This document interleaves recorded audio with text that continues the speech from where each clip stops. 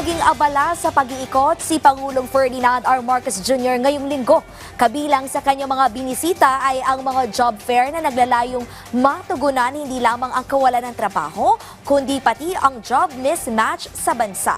Ang mga naging aktibidad ng Pangulo sa buong linggo, ating balikan sa ulat ni Kenneth Pasyente. Mainit ang naging pagtanggap ni Pangulong Ferdinand R. Marcos Jr. kay Cambodian Prime Minister Hun Manet sa state visit nito sa bansa kasama ang may bahay nito na si First Lady Peach Chanmunic. Isang arrival honors ang iginawad sa Cambodian official at isinagawa rin ang ilang serye ng pagpupulong kung saan napag-usapan ng Pangulo at ng Prime Minister ang pagpapalakas pa ng ugnayan ng dalawang bansa sa pamamagitan ng pagpapalakas ng depensa, kalakalan, pagpuksa sa transnational crimes at pagsulong sa multilateral cooperation.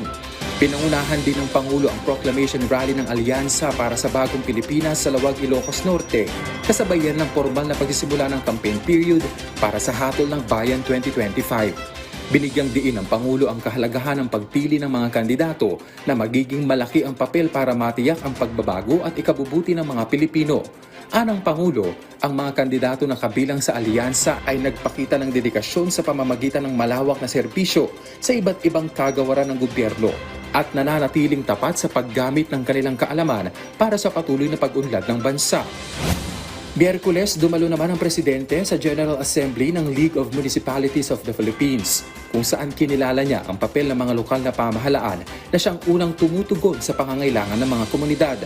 Kasabay niya ng pagtiyak na patuloy anyang magsusumikap ang national government para mapabuti ang LGUs, lalo na sa pagpapabilis ng serbisyo, gayon din ang pagpapatupad ng Electronic Business One-Stop Shop at ELGU platform. Pinasalamatan naman ng Pangulo sa isang farewell call si Cambodian Ambassador to the Philippines, Phan Phuv. Dahil yan sa naging mahalagang papel nito sa pagpapalakas pa ng relasyon ng dalawang bansa, lalo na sa usapin ng trade and investment na kapwa napakinabangan ng Cambodia at Pilipinas. Nagtungo rin ang Pangulo sa trabaho para sa Bagong Pilipinas Job Fair kung saan ipinunto niya na isa sa tinutugunan ngayon ng pamahalaan ng job mismatch. Muli rin niyang binigyang diin na tuluyang hakbang ng pamahalaan para mapabuti ang pamumuhay ng mga Pilipino sa pamamagitan ng pagbibigay ng trabaho. Gayon din ang paghahatid ng serbisyo gaya ng Kadiwa stores at pagkakaroon ng cash payout para naman sa mga benepisyaryo ng iba't ibang programa ng DSWD. Hinikayat din niya ang mga local chief executives sa ginanap na Regional Development Council meeting na manatiling makipag-ugnayan sa national government para sa mabilis na pag-usad ng infrastructure projects ng kanilang lugar.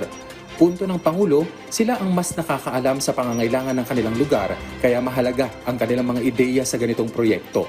Kaya hindi dapat anya mag-atubili ang mga ito na iparating sa national government ang mga nakikita nilang problema sa mga proyekto para agad na masolusyonan.